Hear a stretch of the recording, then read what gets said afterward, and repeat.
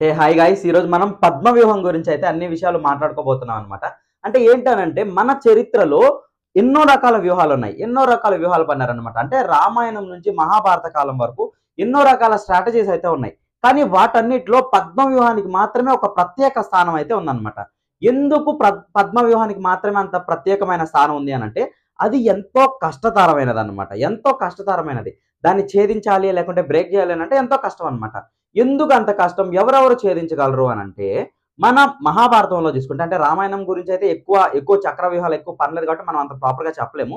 కానీ మహాభారతంలో చూస్తే మనకి అర్జునుడు ఛేదించగలడనమాట. కృష్ణుడు ఛేదించగలడు. ద్రోణాచార్యుడు మాత్రమే ఛేదించగలడు అన్నట్లుగా అయితే నాకు తెలుసనమాట. భీష్ముడు కూడా ఛేదించగలడు అన్నట్లుగా కొన్ని దగ్గరలో రాసుంది. బట్ మామూలుగా అయితే ఎక్కడా ఛేదించలేదు కాబట్టి మనం దాన్ని ప్రాపర్‌గా అయితే చెప్పలేమనమాట. సో చూస్తే మహాభారతం అంటే ఎలా అంటే ఎంతో మంది అతిరథ మహారథుల అందరూ కలిసినటువంటి అంటే అందరూ ఉండేటటువంటి ఒక ఇదే అన్నమాట మహాభారతం.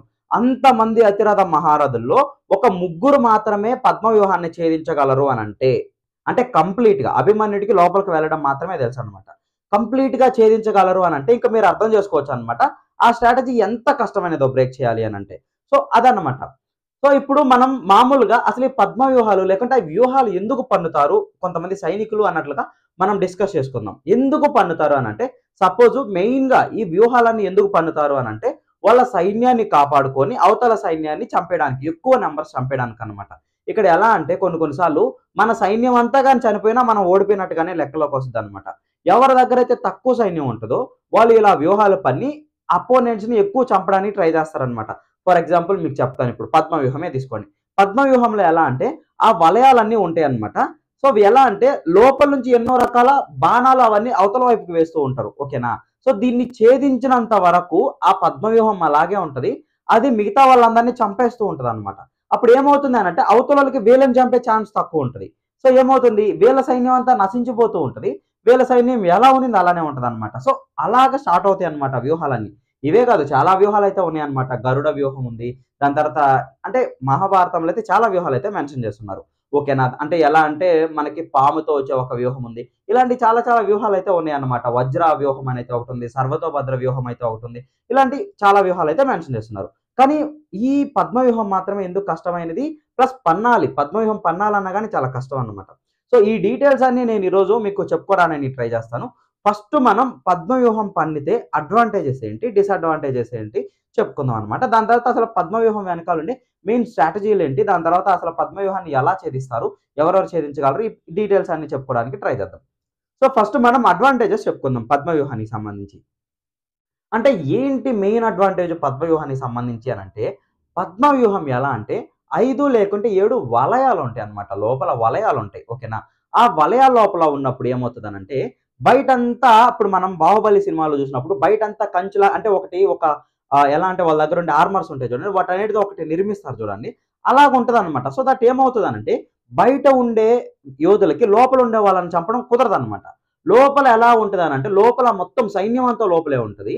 వాళ్ళ దగ్గరుండే బాణాలన్నీ బయటికి వేస్తూ ఉంటారు ఆపోజిట్ వాళ్ళ సైడ్‌కి. సో ఏమవుతుందనంటే బల్క్ బాణాలు వేయడం వల్ల ఏమవుతదనంటే ఆపోజిట్‌లో ఉండేటోళ్ళు చనిపోతూ ఉంటారు. ఓకే. అది ఒక దగ్గరే ఉంది గదా! మరి వీళ్ళు ఒక రేంజ్‌లో దూరంగా గాని ఎళ్తే ఆ రేంజ్ సరిపోదు గదా! అని అనుకోవచ్చు మీరు. ఇక్కడ ఏంటి అనంటే పద్మవ్యూహంలో మెయిను పద్మవ్యూహం రొటేట్ అవుతూ ఉంటదనమాట. సో ఆ లోపల ఉండే వ్యూహాలుంటాయి చూడండి. లాస్ట్ ఒకటుండేది ఇలా రొటేట్ అవ్వడం, ఇంకోటి ఇలా రొటేట్ అవ్వడం. సో అది ఏమవుతదనంటే క్లాక్ వైస్ డైరెక్షన్‌లో రొటేట్ అవుతూ ఉంటదంట పద్మవ్యూహం. సో రొటేట్ అవుతూ ఏమవుతూ ఉంటదనంటే అది తిరుగుతూ ఉంటది. తిరుగుతూ ఉంటది. ఆ తిరిగేటప్పుడు ఆ రేంజ్‌లో ఉండే వాళ్ళందరిని చంపేస్తదనమాట. సో ఏమవుతుంది అనంటే మనకి దాన్ని ఛేదించడం కష్టం. ఎందుకంటే చాలా తక్కువ మందికి తెలుసు కాబట్టి. దాన్ని ఛేదించలేరు అనంటే అదేం చేస్తది మిగతా వ్యూహాలన్నిటిని ఛేదించేస్తది. లేదనంటే సైనికులందరిని చంపేస్తదనమాట.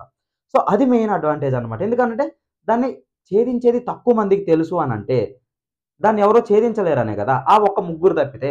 మిగతా వాళ్ళందరూ ఫైట్ చేస్తున్నారనుకోండి. వాళ్ళెవరికి రానప్పుడు వీళ్ళేం జేస్తారు? అందరిని చంపేసుకుంటూ వెళ్ళిపోతారనమాట. ఆ పద్మ వ్యూహం రొటేట్ అవుతూ ఉంటది కాబట్టి క్లాక్ వైస్ డైరెక్షన్‌లో. సో అదన్నమాట మెయిన్ అడ్వాంటేజ్. ఇంకొక అడ్వాంటేజ్ ఏంటి అనంటే ఎలా అంటే ఇప్పుడు బల్క్ చంపాలి అన్నట్లుగా చెప్పాను గదా! అలా గాకుండా కొంతమంది ట్రాప్ చేయడానికి కూడా లోపలికి ఎవరైతే వస్తారో, పద్మవ్యూహం లోపలికి ఎవరైతే వస్తారో వాళ్ళకేమవుతుంది అనంటే పద్మవ్యూహం ఛేదించేది తెలియనప్పుడు, ఓకేనా? తెలియనప్పుడు ఎంత గొప్ప ఫైటర్ అయినా సరే పద్మవ్యూహాన్ని ఛేదించేది తెలియనప్పుడు లోపలికొస్తే చనిపోవాల్సిందే. దానికి బెస్ట్ ఎగ్జాంపుల్ ఏంటి అని అంటే అభిమన్యుడు అనమాట. అభిమన్యుడు చాలా గొప్ప యోధుడు. ఓకేనా, చాలా గొప్ప యోధుడు. అందరిని లిటరల్లీ చెప్పాలనంటే 1 వర్సెస్ 8 అనమాట మహారాజులతో కలిస్తే. నార్మల్‌గా చూస్తే ఒక ఆర్మీ ఇంటూ 1 అన్నట్టుగా చెప్పుకోవచ్చు అనమాట ఆ రోజు మనం. అంటే ఒక ఆర్మీ మొత్తాన్ని అంటే కౌరవుల ఆర్మీ మొత్తాన్ని ఒక్క అభిమన్యుడు మాత్రమే ఎదిరించాడు అన్నట్లుగా మనం ఆ రోజు చెప్పుకోవాలి. కానీ ఏమవుతుంది అనంటే ప్రతి ఒక్క లేయర్‌లో అంటే లేయర్‌లో లోపలికి వెళ్ళే కొద్దీ ఏమవుతుందనంటే మంచి మంచి ఆర్చర్స్, మంచి మంచి గదాదారులు, మంచి మంచి ఖడ్గం తిప్పేటోళ్ళు, మంచి మంచి వీళ్ళంతా ఉంటారు చూడండి ఫైటర్స్. వాళ్ళు ఎక్కువ అవుతూ ఉంటారనమాట. ఎక్కువ మంది నీ మీద దాడి చేస్తారు. ఓకేనా, ఎక్కువ మంది నీ మీద దాడి చేస్తారు. అప్పుడు ఏమవుతుంది అనంటే నీకు అంటే ఇప్పుడు నేను ఎళ్ళాననుకో ఎలా అవుతుంది అనంటే లోపలికెళ్ళే కొద్దీ నాకేమైపోద్ది అలసట వస్తుంది ఎక్కువ. అంటే ఒక్కొక్కరిని చంపుకుంటూ. ఎందుకనంటే దాన్ని బ్రేక్ చేసి బయటకొచ్చేంత వరకు నేను అండర్ అటాకే కదా! సో ఎవరో ఒకరు నా మీద అటాక్ చేస్తూ ఉంటారు. వాళ్ళకి నేను కౌంటర్‌లు ఇస్తూ దాన్ని ఛేదించుకుంటూ లోపలికి వెళ్తూ ఉండాలి గదా! సో ఎక్కడైనా ఒక్క దగ్గర మిస్ అయినా ఔట్. అయిపోయినట్లే చనిపోతాడు. సో అందుకని జెప్పి దాన్ని ఛేదించాలన్నా గాని కష్టం గాబట్టి దానికి పెద్ద పెద్ద అడ్వాంటేజ్ అయితే ఉందన్నమాట. సో ఇప్పుడు మనం డిసడ్వాంటేజెస్ గురించి చెప్పుకుందాం. దాని తర్వాత మనం పద్మవ్యూహం లోపల అసలు ఏంటి? ఎలా ఉంటది? ఎందుకు అది కష్టం అన్నాయి? ఆ విషయాలన్నీ చెప్పుకుందాం. డిసడ్వాంటేజ్ ఏంటి అనంటే పద్మవ్యూహం మనం జస్ట్ బుక్కుల్లో చూసినట్టుగా లేకుంటే సినిమాలో చూసినట్టుగా సింపుల్ అలాగా జస్ట్ ఒక లైన్‌లు ఏసేసేసి 7 వలయాలేసేసి సింపుల్‌గా అయితే ఉండదంట. ఓకేనా? పద్మవ్యూహం పన్నారు అని ఎప్పుడు అర్థమవుతుంది అనంటే అంటే ఎలా అంటే మనం ఒక ఎత్తు పైకెళ్ళి చూస్తే కానీ అది పద్మవ్యూహం అన్నట్లుగా మనకు అర్థం కాదంట. ఓకేనా? అంటే అంతమంది సైనికులు ఎదురుగా ఉంటారు. మనకేమనిపిస్తది దూరం నుంచి చూస్తే సైనికులున్నారు అనిపిస్తది. అది పద్మవ్యూహమే అన్నట్లు అర్థం కాదనమాట. సో, అందుకని చెప్పి అంత ఎక్కువ మంది సైనికులైతే ఉంటారు గదా! ఏమవుతుంది అనంటే కొన్ని కొన్ని సార్లు గ్యాప్‌లొచ్చేస్తాయి. వాళ్ళు ప్రాపర్‌గా అంటే రొటేట్ అవుతూ ఉంటది పద్మవ్యూహం. రొటేట్ అవుతూ ఉన్నప్పుడు మిగతా వాళ్ళు గూడా అంటే మిగతా సైనికుల్ని ఫాలో అవ్వకుండా వాళ్ళు మిస్ చేశారు అంటే తెలియకుండా గ్యాప్‌లొస్తాయి గదా! అంటే అది సర్కిల్స్ గదా! గ్యాప్‌లొస్తాయి గదా! ఆ గ్యాప్‌లొచ్చినప్పుడు ఏమవుతుందనంటే ఆర్చర్‌కి ఎస్కేప్ అయ్యడానికి ఛాన్సెస్ ఉంటాయన్నమాట. సో, అది ఒక డిసడ్వాంటేజ్ అన్నమాట. అంతమంది సైనికుల్ని ఒక్కసారి మెయింటైన్ చేయాలన్నా గాని కష్టమే అన్నమాట. సో, అది ఇంకో డిసడ్వాంటేజు. మూడోదేంది అంటే ఆపోజిట్‌లో అర్జునుడు ఉన్నాడనుకోండి. అది కూడా ఒక డిసడ్వాంటేజే అవుతది. ఎందుకనంటే ఛేదించేస్తాడు కాబట్టి. ఇదేదో ఫన్ ఫ్యాక్ట్‌గా చెప్పాను. బట్ అర్జున్ లాంటి ఫైటర్స్ ఉంటే ఈజీగా ఛేదించేస్తారనమాట. సో, ఇవి డిసడ్వాంటేజెస్ అన్నమాట. ఎందుకంటే ఎక్కువ మంది ఉంటారు కాబట్టి కంట్రోల్ చేయడం కష్టమవుతుంది. ఇప్పుడు నేను మీకేం చేస్తాననంటే పద్మవ్యూహం గురించి డీటెయిల్డ్‌గా అయితే చెప్పడానికి ట్రై చేస్తానన్నమాట. నేనొక చిన్న బుక్ లాగా దీంట్లో రాసుకొచ్చాను. ఓకేనా? ఇది నేనేసిందనమాట. సో, మనకి పద్మవ్యూహంలో ఎలా ఉంటదనంటే అన్ని వలయాలు కంప్లీట్ అయిపోయి ఉంటాయన్నమాట. వాళ్ళు మనకి ఒకటే ఒక దారినైతే ముందిస్తారు. ఓకేనా? అంటే మనల్ని ట్రాప్ చేయాలనుకున్నప్పుడు. మనకి పద్మవ్యూహం ఛేదించే తెలియదు. అంటే ఆ రోజుల్లో ఆర్చర్స్‌కి తెలియలేదు అనుకోండి. వాళ్ళేం చేస్తారనంటే ఇది ఎందుకు అంత కష్టమైందో ఇప్పుడు మీకు చెప్తున్నా. ఇలా లోపలికెళ్ళిన తర్వాత ఇదిగోండి ఈ డైరెక్షన్ చూడండి. ఇది ఇలా వచ్చి ఇక్కడి నుంచి లోపలికెళ్ళదు. ఔటర్ లేయర్‌లోకెళ్ళిపోద్ది. ఈ చివ్వరకొస్తది. మళ్ళీ ఇక్కడి నుంచి ఇక్కడికి. మళ్ళీ ఇక్కడి నుంచి లోపలికి చూడండి. ఎంత లాంగ్ పాత్ అయిపోయిందో. సో, ఏమవుతుంది అనంటే, మనం మామూలుగా ఇంత లాంగ్ పాత్ ఇప్పుడు మనకి బుక్‌లో అయితే ఇది చిన్నదిగా ఉంది కాబట్టి బుక్‌లోనే ఇంత చిన్నదిగా ఉంది. బట్ ఇంతది. అంత పెద్ద సైన్యం ఉన్నప్పుడు ఏమవుతుందనంటే చాలా పెద్దదయిపోద్దనమాట. పాత్ ఎక్కువైపోతది. అంటే ఇక్కడ వస్తాడు, లోపలికొస్తాడు, ఇక్కడొక రొటేషను, మళ్ళీ ఇటొస్తాడు, మళ్ళీ ఇక్కడి నుంచి ఇలా వస్తాడు, లోపలికి వెళ్తూ ఉంటాడు. సో, ఇన్ని రొటేషన్స్ తిరుగుతున్నప్పుడు ప్రతి ఒక్క వలయం దగ్గర అసంఖ్యాకమైనటువంటి సైనికులుంటారు. కొంతమంది రథులుండొచ్చు, మహారథులుండొచ్చనమాట. సో, వాళ్ళందరూ మనల్ని ఇక్కడ అటాక్ చేస్తూ ఉంటారనమాట. ఒక్కొక్కటి. సో, వీటందరిని అటాక్ చేసుకుంటూ వాళ్ళందరికీ కౌంటర్ అటాక్‌లు ఇచ్చుకుంటూ మనం లోపలికి వెళ్తే ఈ లోపలికొచ్చేసరికి ఇంకా ఎక్కువుంటారనమాట. సో, మనం ఏం చేస్తాం లోపలికొచ్చేసేసి ఇక్కడ ఇరుక్కోబోతాం. అంటే ఏ ఆర్చర్ అయినా ఛేదించేది రానప్పుడు ఏమవుతదంటే లోపలికొచ్చి ఇరుక్కోబోతాడనమాట. సో దట్ అతనికి బయటికి వెళ్ళడానికి ఛాన్స్ ఉంటది. ఎందుకంటే ఇదంతా కప్పేసి ఉంటది. ప్లస్ ఇది తిరుగుతూ ఉంటదనమాట. ఇక్కడ ఇంకోటేంటి అనంటే మెయిన్ ఇంకో థింగ్ ఏంటి అనంటే వీళ్ళేం చేస్తారనంటే ఒకవేళ ఆర్చర్ గాని చాలా గ్రేట్ అనుకోండి. ఇప్పుడు అభిమన్యు లాంటోళ్ళు గ్రూప్ అటాక్ కూడా చేస్తారు. ఎందుకనంటే లోపల ఉన్నారు. ఎవరికేం తెలీదు. గ్రూప్ అటాకులు చేస్తారు. గ్రూప్ అటాక్ పక్కన పెట్టండి. కొన్ని సార్లు ఏం చేస్తారు అనంటే వాళ్ళు ఇప్పుడు ఏదన్నా అంటే ఇది కూడా బుక్‌లో మెన్షన్ చేస్తుందనమాట. అప్పుడు పొగ ఓకేనా? బాగా అంటే మనకు కళ్ళు కనిపియనట్లుగా. నిన్ను డిస్ట్రాక్ట్ చేయడానికి పొగొచ్చేలాగా, లేదనంటే నీ కళ్ళంతా మండిపోయేలాగా, ఎక్కువ మంటలొచ్చేలాగా, ఇలాంటియన్నీ చేసి లేకుండా నువ్వు స్పృహ తప్పి పడిపోయేలాగా కొన్ని వాయువులు వదలడం. ఇలాంటియన్నీ గూడా చేస్తారనమాట మిడిల్‌లో. లోపలికెళ్తే మనకు తెలీదు కదా ఏం జరుగుతదో. అన్నీ వాళ్ళ దగ్గరే ఉంటాయి. ఎక్విప్‌మెంట్ అంతా ఉంటది. సో, మనం తిరిగే దగ్గరే వాళ్ళు తెలియకుండా చేసేస్తారనమాట. సో, ఏమైపోద్ది అనంటే కొంతమంది కనిపియకపోవచ్చు, కొంతమంది కళ్ళు తిరిగి పడిపోవచ్చు. సో, ఇలాంటియి చాలానే జరుగుతూ ఉండొచ్చనమాట. అప్పుడేమవుతుందనంటే దాన్ని ఛేదించడం కష్టమైపోతది. సో, అది ఇంకొక మెయిన్ ఫ్యాక్ట్స్ అంటే ఇవన్నీ డిఫికల్టీస్. సో ఇప్పుడు ఒక ఆర్చర్ వచ్చి దీన్ని ఛేదించాలి ఎలా అంటే మన బుక్స్ లో మెన్షన్ చేసిన దాని ప్రకారం ఏంటి అంటే వాళ్ళు చూపిస్తారు చూడండి, ఆ దారిలో అయితే వెళ్ళకూడదంట. వాళ్ళు ఏ దారి అయితే చూపిస్తారో ఆ దారిలో అయితే వెళ్ళకూడదంట. ఎందుకనంటే ఆ దారిలో వెళ్ళాము అనంటే మనకి లాంగెస్ట్ పాత్ అవుతుంది. మిడిల్లోకి వెళ్ళాలి అనంటే మనం ఏం చేయాలి, మిడిల్లోకి వచ్చి బ్రేక్ చేసి బయటికి రావాలి కదా. సో ఏమైపోద్ది అంటే మనం తిరుగుతూనే ఉంటాం, అలిసిపోతాం అనమాట. ఓకేనా. ఇక్కడ ఇంకొక మెయిన్ థింగ్ ఏంటి అనంటే మామూలుగా మనం లోపలికి వెళ్ళాలి అనంటే ఇవి చూడండి, ఇక్కడ నుంచి లేయర్స్ ఉన్నాయి చూడండి, వీటిల్ని బ్రేక్ చేసుకుంటూ బయటికి రావాలన్నమాట. ఇదిగోండి ఇక్కడ చూడండి, ఇలా ఒకటి, ఇలా ఒకటి, ఇవన్నీ లేయర్స్ కదా. ఒక్కొక్క దాన్ని బ్రేక్ చేసుకుంటూ లోపలికి రావాలంట. ఓకేనా. అది మనకి ఇక్కడ వరకు అయితే తెలిసినట్టుగా చెప్పారనమాట. ఇలా బ్రేక్ చేసుకుంటూ వచ్చేసేసి పద్మవ్యూహాన్ని ఛేదించేసి బయటికి వెళ్ళిపోవడం అంటే సులభమే కదా అనుకోవచ్చు. కాదనమాట. ఇక్కడ ఏంటి అనంటే నువ్వు ఈ వలయాన్ని బ్రేక్ చేసావు, సపోజ్ ఈ వలయాన్ని బ్రేక్ చేసావు. బ్రేక్ చేసిన తర్వాత నువ్వు ఎలా అంటే ఆ వలయానికి మళ్ళీ వేరే ఒక సైనికులు వచ్చి దాన్ని కవర్ చేసే లోపల నువ్వు లోపలికి వచ్చేయాలి. ఓకేనా. నువ్వు కవర్ చేసి లోపలికి వచ్చేసావు, రెండో దాన్ని కూడా బ్రేక్ చేసావు.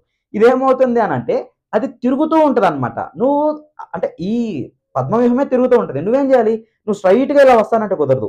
నువ్వు కూడా దాన్ని రిలేటివ్ గా తిరుగుతూ అప్పుడే ఛేదించాలన్నమాట. అర్థమైందా. అంటే పద్మవ్యూహంతో పాటు తిరుగుతూ మనం కూడా దాని లోపలే తిరుగుతూ అవసరమైన దగ్గర ఎక్కడైతే ఛేదించాలో అక్కడ మాత్రమే ఆ లేయర్లను బ్రేక్ చేసుకుంటూ లోపలికి రావాలి. ఇక్కడ మళ్ళీ ఇంకో డిసడ్వాంటేజ్ ఏంటి అనంటే అది తిరుగుతూ ఉంటది కాబట్టి మనం తిరుగుతూ ఉంటాం కాబట్టి కన్ఫ్యూజ్ అయిపోతాం. మనం ఏ డైరెక్షన్ నుంచి వచ్చాము, ఏ డైరెక్షన్ నుంచి బయటికి వెళ్ళాలి, అది కూడా కన్ఫ్యూజ్ అయిపోతుంది అనమాట. ఆలోచించండి మీరు. ఇప్పుడు నేను ఈ డైరెక్షన్ నుంచి వచ్చా లోపలికి, ఇది ఇలా తిరుగుతుంది కాబట్టి ఇది ఏమైపోతుంది, ఇలా వెళ్ళిపోతుంది. అప్పుడు ఇక్కడికి వచ్చేస్తుంది. మనం ఏం చేస్తాం, ఆ రిలేటివ్ పొజిషన్ లోనే వచ్చి ఇంకో దాన్ని బ్రేక్ చేయాలి కదా. అప్పుడు ఏమైపోతుంది అంటే మనకి డైరెక్షన్ ఎక్కడ ఉన్నామో తెలియదు, కన్ఫ్యూజ్ అయిపోతాం. లోపలికి వస్తూ ఉండే కొద్దీ కన్ఫ్యూజ్ అయిపోతాం. సో అది ఇంకొక మైనస్ అయితే ఉంటది అనమాట. దాని తర్వాత ఏమవుతుంది అని అంటే అలసట. ఎంతో మంది ఫైటర్స్ ని ఎదుర్కొంటూ వచ్చిన ఒక ఫైటరు మిడిల్లోకి వచ్చే తలకి ఒక్కసారి బ్యాంగ్ అన్నట్లుగా ఇంతమంది ఒక్కసారి వస్తారు. ఎందుకనంటే ఈ మిడిల్ లేయర్ లోనే మెయిన్ వాళ్ళంతా ఉంటారనమాట. నువ్వు వీటన్నిటిని తప్పించుకుంటూ బ్రేక్ చేసుకొని వచ్చినా ఈ మిడిల్కి వచ్చే తలకి ఎక్కువ మంది ఒక్కసారి వచ్చి పడిపోతారు. అక్కడైనా చనిపోవాల్సిందే అనమాట. అంటే అంతమంది వస్తారు.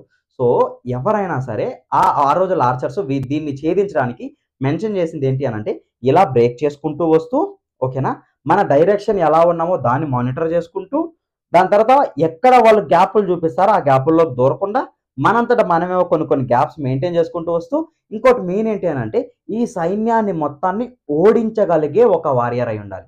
ఇప్పుడు నాకు బ్రేక్ చేసేది వచ్చి లోపలికి వస్తాం, నాకంటే గొప్ప గ్రేట్ ఆర్చర్ లోపల ఉంటాడు, వాడు నన్ను ఈజీగా చంపేస్తాడు, అయిపోయింది, అంతటితో ఓడిపోయినాం.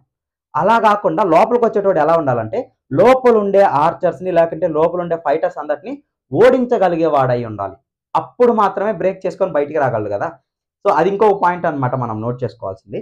సో ఇలా చేసుకుంటూ అలసట లేని వారియర్ అయి ఉండాలి. అంటే ఎలా అంటే ఎంతసేపు ఫైట్ చేసినా సరే అలసట రాని వారియర్ అయి ఉండాలి. అప్పుడు మాత్రమే కదా. ఎందుకంటే ఇంత సర్కిల్ ని, అంత సైన్యాన్ని చంపుకుంటూ లోపలికి వచ్చి మళ్ళీ చంపుకుంటూ బయటికి రావాలని అంటే అలసట రాకూడదు.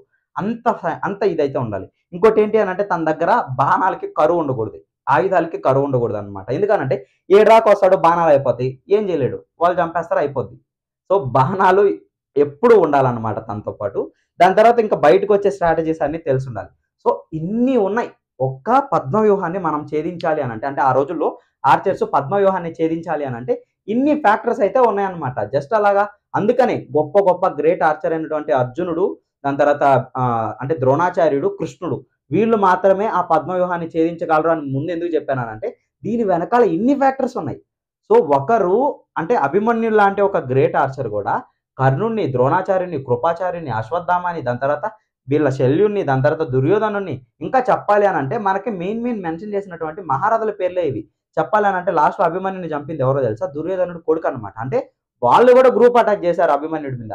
అంతమంది గ్రూప్ అటాక్ చేసినా కానీ వాళ్ళందరినీ ఎదిరించే శక్తి అభిమన్యుడి దగ్గర ఉంది, కానీ బయటికి వెళ్ళే ఇది తెలియదు. వాళ్ళు ఏం చేశారు, దాన్ని అడ్వాంటేజ్ తీసుకొని కర్ణుడు వెనకాల నుంచి బాణం వేసేసి అభిమన్యుడి విల్లు విరిచేసినప్పుడు మిగతా వాళ్ళు తన రథాన్నంతటిని నాశనం చేసినప్పుడు గుర్రాలను చంపేసేసి తన దగ్గరుండే అస్త్రాలన్నీ తీసేసుకునేసేసి అతి దారుణంగా కిరాతకంగా ఏం చేస్తారనంటే ఒక గ్రేట్ ఫైటర్, ఓకేనా, ఒక జస్ట్ 15 ఏళ్ల పిల్లాడిని చంపలేక ఇన్ని రకాల గ్రూప్ అటాక్లు చేసి లాస్ట్కి అయితే చంపేస్తారనమాట. సో అది అభిమన్యుడి స్టోరీ. సో ఇది మెయిన్ పద్మవ్యూహం స్టోరీ అనమాట. సో ఇంత కాంప్లెక్సిటీ ఉంటుంది కాబట్టి పద్మవ్యూహం పన్నాలన్నా కష్టమే. ఎందుకనంటే అంతమందిని మెయింటైన్ చేయాలి. రెండు పన్నిన తర్వాత దాన్ని నీట్గా ప్రాపర్గా మెయింటైన్ చేయడము కష్టమే. ఒకవేళ మనం ప్రాపర్గా చేసి మెయింటైన్ చేస్తే అపోనెంట్లో ఓడిపోవడం 100% గ్యారంటీ అనమాట. అంటిల్ అన్లెస్ ఆపోజిట్‌లో అర్జునుడో, లేకుంటే కృష్ణుడో ఉన్నంత వరకు. లేకుంటే ద్రోణాచార్యుడు ఉన్నంత వరకు. వాళ్ళెవరు గాని లేరనుకోండి, పద్మవ్యూహం ఎవరైతే పన్నుతారో వాళ్ళు ఈజీగా చంపేసేయొచ్చనమాట. ఇంకా పద్మవ్యూహం పన్నడం కూడా కష్టమే అనమాట. సో, ఇవి గైస్ డీటెయిల్స్. నేను ప్రాపర్‌గా కొన్ని బుక్స్‌లో దాని తర్వాత చాలా వాటిల దగ్గర బాగా రీసెర్చ్ చేసిన తర్వాత బాగా తెలుసుకొని ప్రతి ఒక్కటి మీకు వలయాల లోపల ఎలా ఎళ్ళాలి. అంటే మీరు లోపలికెళ్ళంగానే డైరెక్ట్‌గా సెంటర్‌లోకెళ్లరు. ఔటర్ లేయర్స్ అన్నీ తిరుక్కొని లోపలికెళ్తారు. సో, ఎంతెంత సైనికులుంటారు, మనకి అంటే ఎఫెక్ట్ చేసే ఫ్యాక్టర్స్ ఏంటి, అలసిపోవడం, టైం తెలియకపోవడం, లేకుంటే మన డైరెక్షన్ తెలియకపోవడం, ఎలా ఎళ్తున్నామో తెలియకపోవడం, వాళ్ళంతా ఆర్మీ అంతా కవర్ చేస్తూ ఉంటది కదా! అది ప్రాపర్‌గా బ్రేక్ చేయలేకపోవడం. ఇంత చేసినా సరే లోపలుండే ఆర్చర్‌ని గాని, అంటే లోపలుండే వాళ్ళని గాని చంపలేకపోతే వాళ్ళు మనల్ని చంపేయడం. సో, ఇన్ని కాంప్లెక్సిటీ థింగ్స్ ఉన్నాయన్నమాట లోపలికెళ్తూ ఉండే కొద్దీ. సో, అందుకని చెప్పి పద్మవ్యూహం అయితే కష్టం. ఒకవేళ సైన్యం అంతా ఎళ్తుంటే మనతో పాటు సైన్యం అంతా గాని వచ్చిందనుకోండి మనకొక అడ్వాంటేజ్ ఉంటది. ఎందుకంటే వాళ్ళు కొంతమందిని చంపుతారు గదా! కానీ ఇక్కడేంటి అభిమన్యుడు ఒక్కడే ఎళ్ళాడు కాబట్టి అంతా తనొక్కడే చూసుకోవాలా కదా! సో, అందుకని చెప్పి వాళ్ళు గ్రూప్ అటాకులు చేసి చంపేశారు. సో, ఇన్ని ఫ్యాక్టర్స్ అయితే ఉన్నాయన్నమాట పద్మవ్యూహం గురించి. అందుకని చెప్పి పద్మవ్యూహం అంత కష్టమైనది. ఛేదించడానికి కూడా అంత కష్టమన్నమాట. సో, అందుకని ఓన్లీ కొంతమంది ఆర్చర్స్ మాత్రమే పద్మవ్యూహాన్ని ఛేదించగలరు. ఇక్కడ ఇండైరెక్ట్‌గా నేను మీకేం చెప్తున్నా, పద్మవ్యూహాన్ని ఛేదించగలిగే వాళ్ళు ఆ సైన్యాన్ని, ఆ ఆర్మీని మొత్తాన్ని ఓడించగలిగిన వాళ్ళయ్యుండాలి. టెక్నిక్ తెలిసిన వాళ్ళయ్యుండాలి. అలసట లేని వాళ్ళయ్యుండాలి. ఎప్పుడు చూసినా వాళ్ళ దగ్గర అస్త్రాలకి కొదవ లేని వాళ్ళయ్యుండాలి. వాళ్ళు మాత్రమే ఛేదించగలరనమాట. సో, ఇది గైస్ ఎపిసోడు. మీకు నచ్చిందని అనుకుంటున్నాను. ఇంకా మీకు పద్మవ్యూహం మీద ఏదైనా డౌట్స్ ఉంటే మెన్షన్ చేయండి. ఒకవేళ నాకు తెలియకపోయినా నేను రీసెర్చ్ చేసి మీకు చెప్పడానికైతే ట్రై చేస్తాను. Thank you all. జై శ్రీరామ్. బై.